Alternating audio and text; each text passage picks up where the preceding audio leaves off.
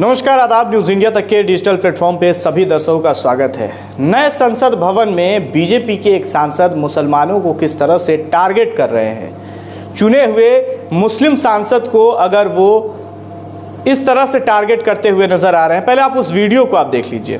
मोदी साहब सिरे नहीं ले रहे हैं, सिरे ले रहे हैं देश के वैज्ञानिक। उग्रवादी सिरे ले रहे हैं। उग्रवादी बोलने नहीं दूंगा कभी खड़ा होगा, ये बता रहा हूं। उग्रवादी कटवे सर, ये जो श्रेय अगर जाता है तो देश के प्रधानमंत्री को जाता है। जी प्लीज, ये आतंकवादी है, उग्रवादी है, ये मुल्ला आतंकवादी है। इसलिए सर अभी मैं बताना चाहता हूं, अधीर रंजन जी अभी शोर मचा रहे थे, लिस्ट पढ़ रहे थे। उस लिस्ट में अधीर रंजन जी जब लिस्ट पढ़ रहे थे 1975 से लेकर अभी तक इसकी बात करते बाहर देखो इस मुल्ले को। आपने देखा वीडियो को कि किस तरह से रमेश बिधूरी जो है बीजेपी के सांसद, एक मुस्लिम सांसद को किस तरह से टारगेट कर रहे हैं। नए संसद भवन में इस तरह के शब्द का उन्होंने इस्तेमाल किया है। तो इस बात को समझने की ज़रूरत है कि संसद भवन में एक सांसद को इस तरह से वो बात कह रहे हैं, तो फिर मुसलमानों के लिए उनके नज़र में किस तरह से इज्जत होती होगी। आइए बातचीत करेंगे। इस पर हमारे साथ खास बातचीत करने के लिए डॉक्टर एहतसाम साहब हैं, कांग्रेस के नेता हैं। डॉक्टर साहब, इस तरह की बात संसद भवन से निकल के आ रही है, क्या कहेंगे?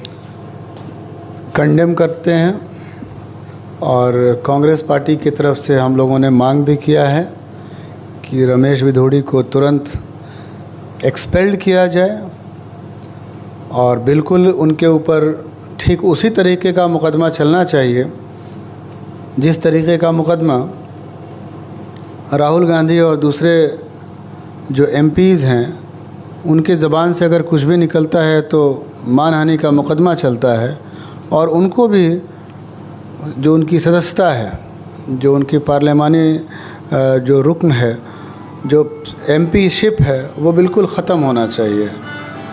चूँकि ये पूरा का पूरा जो तौर आज के वीडियो में आपने जो देखा, ये आइन के ख़िलाफ़ है, और भाजपा ने तो तय कर लिया है कि आइन को पैरों तले रौंदने के सिवा उससे कुछ करना ही नहीं है। इनकी कॉपी वहाँ दी गई।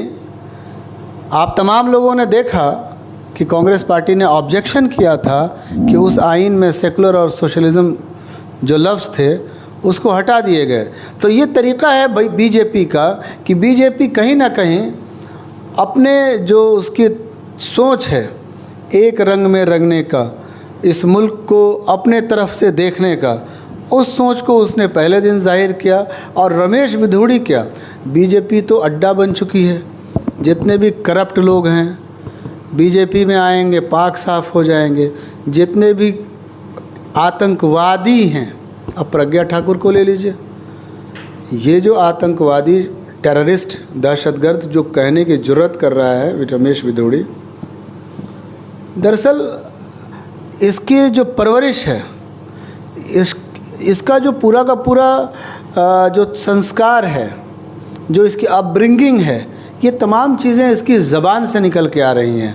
वरना बीजेपी तो ऐसे ही लोगों की अब जमात बन चुकी है जहाँ पर कि रमेश बिधूरी टाइप जो सड़क के चोर उचक्कों की ज़बान में जिस तरह से जो लोग टुच्चे टाइप के नेता या बहुत ही फुटपाथी टाइप के लोग जिस तरह से बात करते हैं, अगर इस मुल्क का इलेक्टेड बीजेपी जो कहती है मैं दुनिया की सबसे बड़ी पार्टी हूँ, उस पार्टी का अगर एमपी चोर उचक्के और टुच्चे जैसी ज़बान को अगर बोलता है तो डेफिनेटली ये सवाल खड़ा होता है कि बीजेपी की मंशा क्या है, ये कैसे लोगों की परवरिश कर रही है। और मंशा तो इसने जाहिर कर दी, आपको पता ही है। प्रज्ञा ठाकुर को इसने एमपी का टिकट दिया, और वो प्रज्ञा ठाकुर गोडसे को देशभक्त बताती है। तो गोडसे को मानने वाले लोग दहशतगर्द, इस मुल्क का कौन पहला दहशतगर्द, इस मुल्क का पहला आतंकवादी, the first terrorist of India was Nathuram Godse. और नाथूराम गोडसे की ये तमाम विचारधारा को उनको पूजने वाले लोग हैं। तो इनके नज़र में देश, हिंदुस्तान, यहाँ की तहजीब, बिल्कुल उसी तरह से अहमियत नहीं रखती जिस तरह से कि नाथूराम गोडसे ने महात्मा गांधी को कत्ल करके इसकी तरफ एक कोशिश की थी। हम लोग डिमांड करते हैं कि इनको जल्द से जल्द पार्लियामेंट से निकाला जाए, इनका एक्सपल्शन हो, वरना लोग स्पीकर के ऊपर, उसके इकबाल के ऊपर और लोकसभा के आईनी अक़दार के ऊपर, उनके कदरों के ऊपर एक बहुत बड़ा सवालिया निशान खड़ा हो रहा है। मुझे उम्मीद है कि लोकसभा के स्पीकर उतनी ही बर्क़ रफ्तारी के साथ इस मामले में काम करेंगे जितनी बर्क़ रफ्तारी के साथ राहुल गांधी के साथ उन्होंने काम किया। एक बात और बताते चले, राहुल गांधी का तो एक रैली का मामला था 2018 में बंगलोर का, और गुजरात के कोर्ट में जो हुआ सो हुआ। ये तो चश्मदीद तमाम एमपी वहाँ मौजूद हैं, और लोकसभा का जो स्पीकर है वो ख़ुद इसके चश्मदीद हैं। लोकसभा के जो स्पीकर हैं वो इस मामले के ख़ुद चश्मदीद हैं। तो इसमें ना किसी गवाह की ज़रूरत है, ना किसी मुकदमे की ज़रूरत है। ये लोकसभा के स्पीकर की सलाहियत और उनके प्रेस्टीज का भी सवाल है। अब देखना है कि आइन को बचाने के लिए लोकसभा के स्पीकर रमेश बिधूड़ी को कब एक्सपेल करते हैं, जिसकी गुंजाइश मुझे तो नज़र नहीं आती, क्योंकि बीजेपी एक प्रोपेगेंडा फैलाने वाला काम करती है। ये लोकसभा के संभावित जो हार है, इनकी जो पार्लिमानी इंतखाबात होने जा रहे हैं, उस इंतखाबात से जो सर्वे आ रहे हैं, इंटरनल सर्वे, उन सर्वे में इनकी हार दिखाई दे रही है। इस हार से इनके जो तमाम जो मैनेजर्स हैं, जो कि इनके टूल किट्स बनाते हैं, ये टूल किट्स के तौर पर मुसलमानों को आतंकवादी कहना, एमपी को, चुना हुआ एमपी को मुल्ला, आतंकवादी, इस तरह की ज़बान से, उग्रवादी, इस तरह की ज़बान से, बताइए कितनी शर्मनाक जो घटना है। इस तरह की घटना इस पार्लियामेंट में आज तक इस तरह की ज़बान का इस्तेमाल किसी ने नहीं किया। ये धब्बा है हिंदुस्तान के पूरे जमहूरी निज़ाम और पार्लियामेंट के ऐवान के ऊपर एक बदनुमा धब्बा है। अब ये देखना है नरेंद्र मोदी जी, ये देखना है कि अमित शाह जी, अब ये देखना है कि ओम बिरला जी क्या सिर्फ तकरीर करेंगे या फिर अपने अमल से ये बताने की कोशिश करेंगे कि नहीं, रमेश बिधूड़ी एक भटका हुआ, एक बदचलन, बदकिरदार, गलती से बीजेपी में आया हुआ इंसान है। वरना देश को यही पैगाम जाएगा कि रमेश बिधूड़ी ने जो बोला उसके पीछे जेपी नड्डा की ज़बान है, रमेश बिधूड़ी ने जो बोला उसके पीछे मोदी जी की ज़बान है, रमेश बिधूड़ी जी ने जो बोला उसमें ओम बिरला की भी सहमति है। तो यकीनन अब वक्त और तमाम फैसले इनके हाथे में हैं, इनके कोर्ट में बॉल है। अब तय करना है मोदी जी को रमेश बिधूड़ी को पार्टी से निकालें। और ओम बिरला जी से मैं कहना चाहूँगा कि अगर आप में ज़रा सी भी आइन की एहतराम की कोई भी सूरत बची है तो जितनी जल्दी आप इस रमेश बिधूड़ी जैसे कोरोना और डेंगू टाइप के पर्सनालिटी को, ये जो व्यक्तित्व है ना, इनको इरेडिकेट करना पड़ेगा। ये कोरोना डेंगू जिस तरह से फैलता है ना, ये ख़त्म करना पड़ेगा इनको। तो ये ओम बिरला से मैं कहना चाहता हूँ कि आप रमेश बिधूड़ी जैसे corona virus, dengue virus, malaria virus, इस तरह के जो भी लोग हैं, इनको अगर आप पार्लियामेंट से नहीं निकालते हैं तो इस मुल्क के आइन को जो ख़तरा, जिसके खदशात ज़ाहिर हो रहे हैं, इस मुल्क को यही पैगाम जाएगा कि आप चुपचाप बैठे हैं और मुल्क के आइन को तबाह और बर्बाद होते हुए देख रहे हैं। चलिए एक सवाल और लेंगे। राहुल गांधी की तस्वीर सोशल मीडिया पर खूब वायरल होती है, कभी ट्रक ड्राइवर के साथ, कभी बाइक मिस्त्री और कभी किसानों के साथ। डॉक्टर साहब, एक तस्वीर वायरल हो रही है जब राहुल गांधी दिल्ली स्टेशन पहुंचते हैं, न्यू दिल्ली स्टेशन पहुंचते हैं और वहां से उनकी तस्वीर वायरल होती है। कूली का भेष, रूप रंग लेते हैं और सर के ऊपर एक ट्रॉली लेकर के जा रहे हैं, और उस तस्वीर के ऊपर खूब सराहना की जा रही है और बीजेपी वाले ट्रोल भी कर रहे हैं। देखिए क्या है कि राहुल जी अब लार्जर देन लाइफ साइज़ में आ चुके हैं। राहुल जी का एक ऑरा है। राहुल जी एक करिश्मा के तौर पर इस मुल्क की उम्मीद बनते जा रहे हैं और उम्मीद पर खरा उतरना है अगर आपको, तो आपको किसानों के साथ भी जा कर के उनकी तकलीफ़, उनकी परेशानी, उनकी मुश्किलात, खाद की किल्लत, पानी की कमी, खेत की ज़रूरत, आबो हवा की परेशानी, बारिश की कमी, इन तमाम चीज़ों को समझना होगा। ठीक उसी तरह से हमारे मुल्क के जो मज़दूर हैं उनके साथ, जो हमारे मछुआरे हैं उनके साथ, जो हमारे बाइकर्स हैं जो अभी लद्दाख गए, बाइकर्स के साथ, फिर अभी कुलियों के साथ, ऐसा इसलिए है ताकि जब ये उम्मीदें आसमान को जब छूती हैं तो उन उम्मीदों में ख्वाब देखने का शऊर पैदा हो जाता है। और राहुल जी इस 140 करोड़ हिंदुस्तान की उम्मीद और उनके ख्वाब को पूरा करने वाले लीडर के तौर पर, एक करिश्मा के तौर पर, एक चमत्कार के तौर पर निकल कर के सामने आ रहे हैं। एक ऐसा नेता जो कि आपके बगल में बैठ कर के, अभी आपने देखा कि टमाटर की कीमतों पर जब एक किसान के आंख से आंसू निकल गया तो राहुल जी ने उस किसान को अपने घर में बुला करके दावत देने का काम किया ताकि उसकी परेशानी को समझ सकें। आज़ादपुर मंडी गए, सब्ज़ी बेचने वालों से परेशानी क्या उनकी तकलीफ़ है, ये काम तो सरकार को करना था, ये काम तो मोदी जी को करना चाहिए था, ये काम तो सरकार में बैठे मैनेजर्स को करना चाहिए था।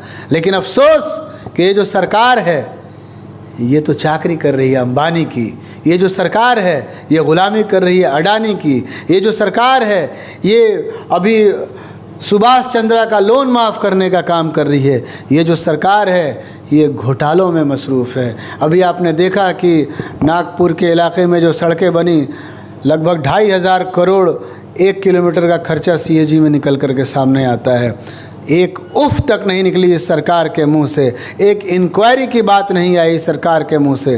तो ये सरकार पूरी तरह से सिस्टम को पैरालाइज कर चुकी है। चूँकि इस सरकार का एक ही एजेंडा है, ये ब्रिटिशर्स के एजेंटों की सरकार है। जैसे इनके पूर्वज ईस्ट इंडिया कंपनी की नौकरी करते थे, इनके जो पूर्वज थे RSS के लोग, हिंदू महासभा के लोग, ये ईस्ट इंडिया कंपनी की नौकरी करते थे। ये ठीक अपने बाप दादा और अपने पूर्वजों की नकल करते हुए, उन्हीं की पैरोकारी करते हुए अडानी और अंबानी के कंपनी की नौकरी करते थे। इन्हीं के कारण इस देश में कंपनी राज उतने दिन तक चला। कांग्रेस पार्टी ने उस कंपनी राज को ख़त्म किया। कांग्रेस पार्टी दोबारा इस मुल्क में किसी भी तरीके का कंपनी राज, किसी भी तरह की मोनोपोली, आज आपको मालूम होगा अगर आप जियो का फ़ोन चला रहे हैं, पहले ये 0 रुपया में मिलता था, 0 में रिचार्ज होता था, और आज उसकी टैरिफ कहाँ तक चली गई है, 700 से ऊपर, 800 से ऊपर ये टैरिफ, ये मोनोपोली है। आपको पता होगा कि जब जियो आया था उससे पहले इस मुल्क में टेलीनॉर भी था, यूनिनॉर भी था, और भी न जाने कितनी टेलीकॉम कंपनियां थीं। लेकिन इस सरकार ने अंबानी की चाकरी करते हुए 0 पर टैरिफ देने का फरमान को कबूल कर लिया, जो कि सबसे बड़ा भ्रष्टाचार की शुरुआत थी। चूँकि इस सरकार का सिर्फ एक ही काम था कि सारी कंपनियों को बंद करवा करके जियो को चलवाना है, और आज भी ये सरकार सिर्फ और सिर्फ वही काम कर रही है। छोटे किसानों के लिए, मज़दूरों के लिए, कुलियों के लिए इनको सोचने का वक्त नहीं है। तो मजबूरन राहुल जी को उनके दुख दर्द में उतरना पड़ता है। और कांग्रेस पार्टी ने ही आज तक इस मुल्क के किसानों के लिए, मज़दूरों के लिए जो भी किया है वो कांग्रेस पार्टी ने किया है। 72,000 करोड़ की जो किसानों का कर्जा था, कांग्रेस पार्टी ने उसको माफ़ किया। कुलियों को जो दर्जा देने का काम था ये भी कांग्रेस पार्टी ने किया, और छीनने का काम इनकी सरकार ने किया। इनकी सरकार ने तो आपकी थाली से निवाला छीनने का भी काम किया। सरकार ने कहा था 2 करोड़ नौकरी देंगे, आपके सरकार में इनकी हिम्मत नहीं है कि वो 9 साल में 18 करोड़ नौकरी का डेटा निकाल सकें। इस सरकार ने कहा था कि हम 2022 में किसानों की आमदनी दोगुनी कर देंगे, जुमला निकल गया। इस सरकार ने कहा था कि सबके पक्के मकान होंगे। मोदी जी की ज़बानी लाल किला की तकरीर है, वीडियो मिल जाएगा आपको, उसको भी इन्होंने जुमला बना दिया। इस सरकार ने आवाम के साथ सिर्फ जुमले का खेल खेलने का काम किया है, छलने का काम किया है, दुख और भावनाओं को इस्तेमाल करने का काम किया है। इस सरकार ने बिल्कुल और बिल्कुल ना छात्रों की है ये सरकार, ना जवानों की है ये सरकार, ना किसानों की है ये सरकार। इस सरकार ने अग्निवीर लगाया और आपने देखा कि इस देश के जवान सड़कों पर आंदोलित हो गए। इस मुल्क की सेना के साथ इस सरकार ने खिलवाड़ किया, 1 रैंक 1 पेंशन। इस सरकार ने काम ही क्या किया? इस सरकार ने सिर्फ और सिर्फ, आप देखते जाइए, पूरे देश के जितने पोर्ट है वो अडानी को दे रही है, कोयला की खदान अडानी को, रेलवे के स्टेशन भी अडानी को, ट्रेन भी प्राइवेट चलाने का काम शुरू हो गया। इस मुल्क को पूरी तरह से प्राइवेट हाथों में देने का काम इस सरकार ने करने का काम किया है। क्यों? क्योंकि वहाँ से इनको भ्रष्टाचार का कमीशन मिलता है। और मैं बताता चलूँ आपके चैनल के माध्यम से, अभी चंद्रयान 3 का पूरे देश में हमारे गौरव का क्षण था। आपको मैं बताता चलूँ कि चंद्रयान 3 से जो कम्युनिकेशन हो रहा है, जो चंद्रयान 3 से इसरो जो कम्युनिकेशन हासिल कर रहा है वो BSNL के ज़रिए हासिल कर रहा है। यानी कि BSNL इतनी सलाहियत रखता है कि चंद्रयान 3 से कम्युनिकेशन हासिल कर सकता है, लेकिन BSNL आपके गांव में आपको नहीं फ़ोन पर कम्युनिकेट कर पाएगा। यानी कि सवाल BSNL में नहीं है, उसकी क्षमता तो चंद्रयान से इसरो तक की है। सवाल मोदी जी और इनकी इरादों में है, चूँकि इनको तो जियो को चलाना है। ये जियो के एडवर्टीज़मेंट में, किसी भी प्राइवेट कंपनी के फ़ोन के एडवर्टीज़मेंट में पहली बार इस मुल्क के वज़ीर आज़म की तस्वीर छपी। हम तो आज भी मुंतज़िर हैं, BSNL का एक भी निकाल देते मोदी जी अपनी खूबसूरत तस्वीर के साथ, तो शायद BSNL का भला हो जाता। चूँकि इनको तो नौकरियों को ख़त्म करने की बीमारी है, देश को बर्बाद करके रख दिया इस हुकूमत ने। आज इस देश में तमाम तरह के प्रॉब्लम्स सिर्फ़ और सिर्फ इस सरकार के क्रोनी कैपिटलिज़म, पूंजीवाद के कारण है। और राहुल जी इसके ख़िलाफ़ एक बहुत बड़ा चैलेंज खड़ा कर रहे हैं। और डेफिनेटली ये जो तमाम लोगों के बीच राहुल जी का आना जाना है, ये भारत जोड़ो यात्रा का ही एक एक्सटेंडेड फॉर्म है। और आने वाले टाइम में आप देखिएगा कि इस तरह के मिलने जुलने और जनता के दुख दर्द बांटने का ये सिलसिला है, ये कांग्रेस पार्टी लगातार करेगी। चूँकि कांग्रेस पार्टी ने इस देश को समझा है। आज तक इस देश में जितनी भी चीज़ें हैं वो तमाम चीज़ें कांग्रेस की बनाई हुई हैं। और इस बेशरम सरकार जो ये कहती है कि 70 साल में कांग्रेस ने क्या किया, तो ये उसी 70 साल की बनाई हुई पूंजियों को बेचने का काम इस सरकार ने किया है। तो कांग्रेस ने इस देश को बनाने का काम किया, कांग्रेस ने सरकारी कंपनियों को खड़ा करने का काम किया, और इस सरकार ने उसको पूंजीपतियों के हाथ में बेचने का काम किया। कांग्रेस ने देश के लोगों का भला सोचा, इस सरकार ने अडानी और अंबानी के अलावा किसी का भला नहीं सोचा। चलिए, डॉक्टर एहतसाम कांग्रेस नेता हैं, हमारे साथ बातचीत कर रहे थे। अमरोहा के सांसद दानिश अली के साथ जिस तरह से नए संसद में एक बीजेपी सांसद इस तरह से बातें कर रहा है, और उसने ये भी तक कह दिया आतंकवादी, उग्रवादी और मुल्ला तक की बात कर रहा है, तो कहीं ना कहीं इस पे बीजेपी को एक्शन ज़रूर लेना चाहिए। हालांकि आपकी क्या कुछ प्रतिक्रिया है, आप अपनी प्रतिक्रिया कमेंट बॉक्स में ज़रूर दें।